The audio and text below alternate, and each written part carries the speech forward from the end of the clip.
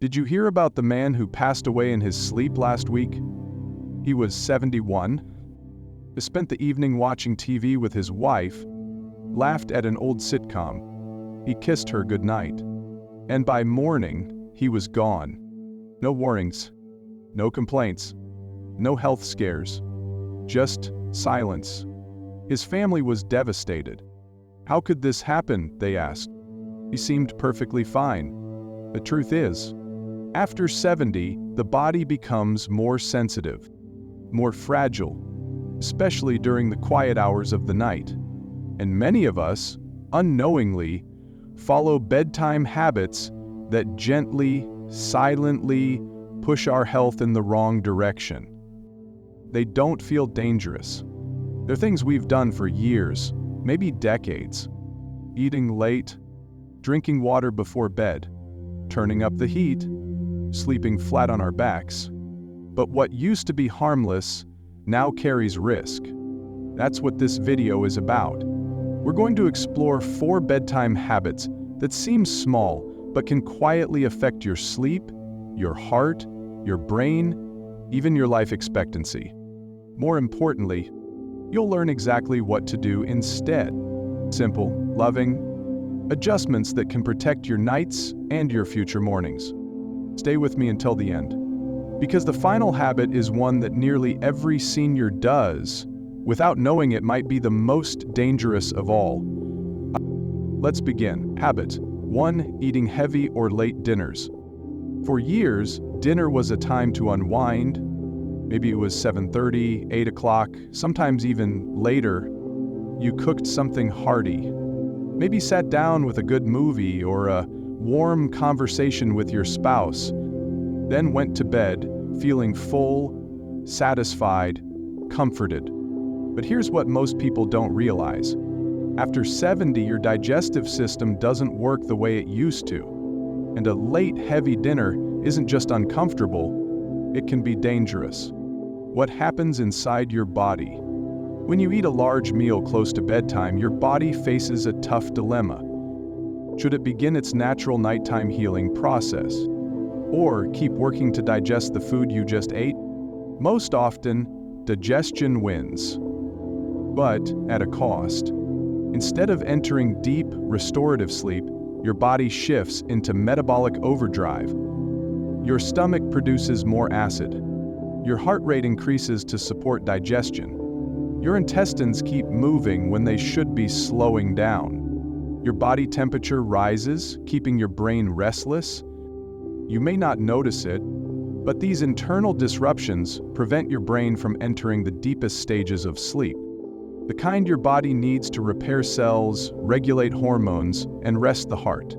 The risks are bigger than heartburn. You might think, I've been doing this for years, what's the harm? But after 70, a late night meal can trigger acid reflux that disturbs your sleep, or even causes choking while you sleep, elevated blood pressure from the strain on your circulatory system, spikes in blood sugar if you're diabetic or pre-diabetic, and worst of all, an increased risk of heart attacks or strokes during the night. Why does this happen? Because digestion isn't passive. It's a full-body process. Your heart works harder, your breathing can become shallower, and your nervous system remains alert, not relaxed.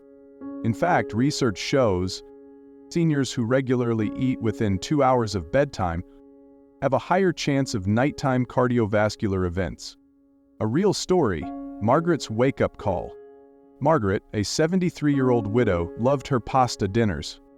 Every evening around 8:30, she'd boil a little fettuccine, drizzle it with olive oil, and enjoy it while watching the evening news.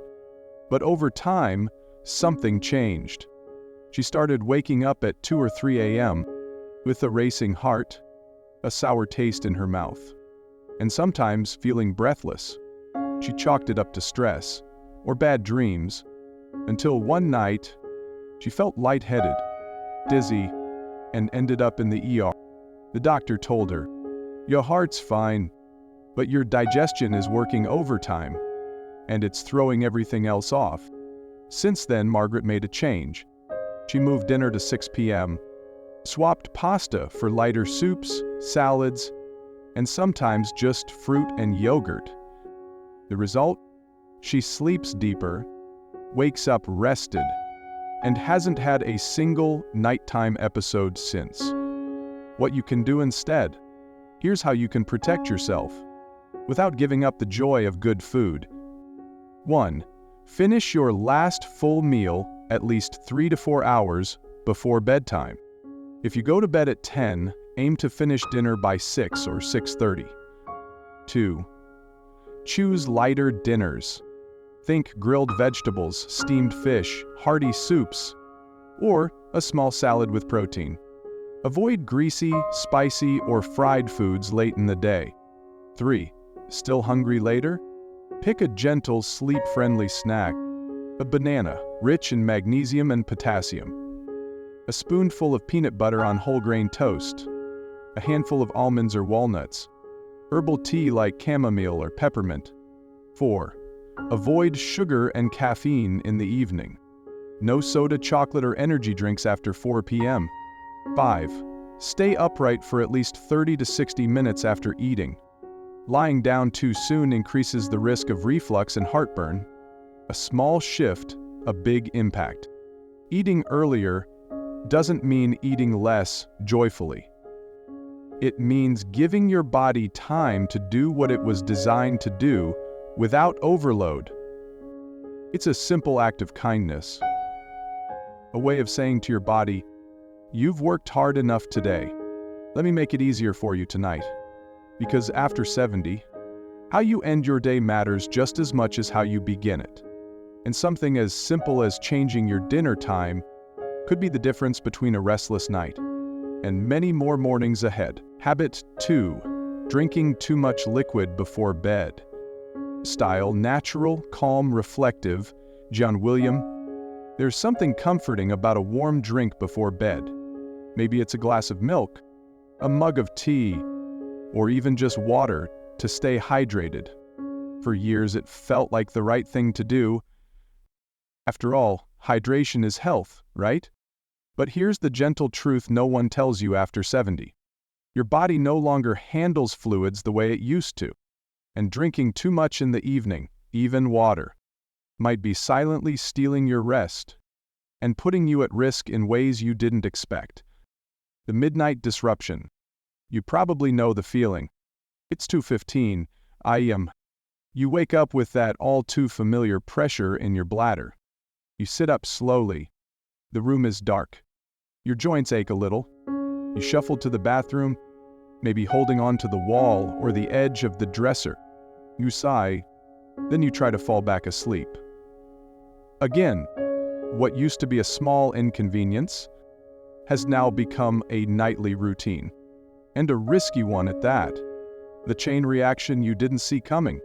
Frequent nighttime urination is called nocturia. It's common in older adults. But what's not common knowledge is what it leads to over time. Sleep fragmentation. You never reach the deep, healing stages. Reduced melatonin. Your brain's rhythm gets confused. Fatigue and brain fog. Less rest. More lapses. Weakened immunity. Your body doesn't get the reset it needs. Increased dementia risk. Yes, long-term sleep loss matters. And then, there's the biggest danger of all. Nighttime falls. Every time you get out of bed, your blood pressure drops. It's called postural hypotension. You might feel lightheaded. Your legs may wobble.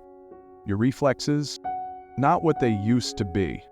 One misstep, one corner, and you could be facing a fractured hip, a head injury, or worse. A story that hits home. Harold was 78. He prided himself on drinking water. Keeps the kidneys young, he'd say.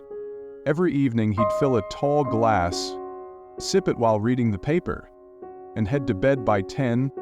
At first he woke up once, then twice, then 3 times. And one night, in that usual sleepy state, he tripped on his slippers. The fall broke his wrist, bruised his ribs. But the worst part? His confidence was shaken. Harold started sleeping less, became afraid of the dark, and slowly, his world shrank, all because of what seemed like a harmless habit. What you can do instead: you don't have to give up hydration. Just shift when and how you hydrate. Here's what works. 1. Drink most of your fluids before 5 p.m. Have a tall glass with breakfast and lunch. Sip steadily during the day. 2. Start tapering off by evening. After dinner, take small sips only if needed. 3. Avoid caffeine and alcohol at night. They increase urine output and disrupt your sleep. 4. Choose low liquid options before bed. A spoonful of honey, a couple of sips of chamomile tea, that's all. 5. Always empty your bladder before sleep, even if you don't feel the urge. 6. Make your bathroom safe. Add a nightlight. Remove rugs or clutter. Consider a grab bar or bedside commode if needed. Gentle awareness, not fear. You don't have to fear the night. You just have to work with your body, not against it. Hydration is still your friend. So is rest. So is strength. And yes, so is sunshine. But after 70, it's not just what you do that matters. It's when you do it. By shifting your hydration earlier, you give your body the chance to sleep deeply, safely, and wake up stronger. And that, my friend, is the kind of care you deserve. Habit 3. Sleeping in a room that's too warm. There's a comfort we often cling to as we age. Warmth, a cozy bedroom, a soft electric blanket, the thermostat set just a little higher than it used to be.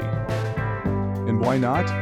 When your joints ache and the air feels crisp, warmth feels like kindness. But here's the surprising truth.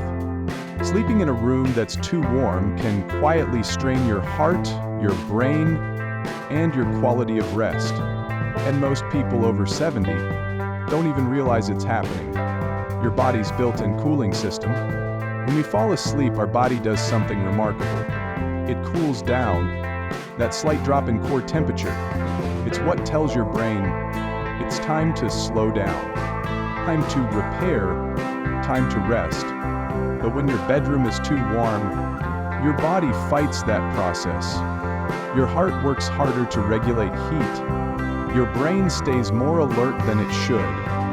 You toss, turn, and wake up feeling drained, even after a full night in bed. Why it matters more after 70.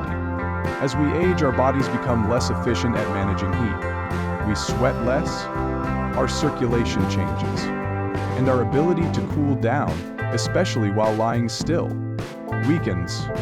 That makes us more prone to nighttime dehydration, which thickens the blood and raises stroke risk, restless sleep, overheating without even realizing it, and sometimes a racing heart at night when the body should be slowing down. A warm room might feel safe, but inside, your body could be working overtime. Frank's sleepless nights? Take Frank, for example. 74, widowed, a retired teacher. He loved a toasty room, set his thermostat to 75 degrees, wrapped himself in 2 heavy blankets every night, but he kept waking up, sweating, groggy, disoriented.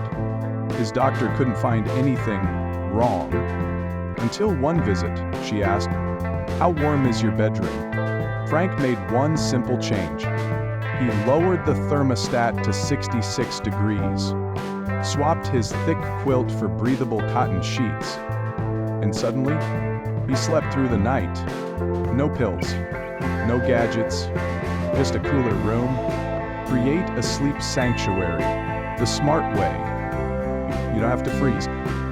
You just have to support your body's natural rhythm. Here's how. 1. Set your bedroom between 60 and 67 dF. Cooler temps help your body wind down on its own. 2. Use layers, not heavy blankets. Thin, breathable materials like cotton or bamboo help regulate body heat. 3. Wear lightweight, moisture-wicking sleepwear. Avoid fleece or flannel if you tend to overheat. 4. Use a fan or crack a window for air. Fresh air reduces stuffiness and helps you breathe easier. 5. Warm up your body, not the room. A hot shower, warm socks, a heating pad on your back.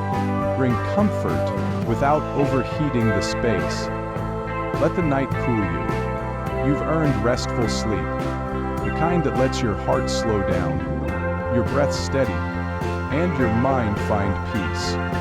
By letting your bedroom breathe just a few degrees cooler, you invite in something powerful. Deeper rest, safer nights, and mornings that feel like beginnings, not recoveries. Habits 4. Sleeping in the wrong position. We fluff our pillows, straighten the blanket, find a comfortable spot, and drift off. But the position you sleep in, the way your body rests for 6, 7, maybe 8 hours, becomes more important than ever after 70.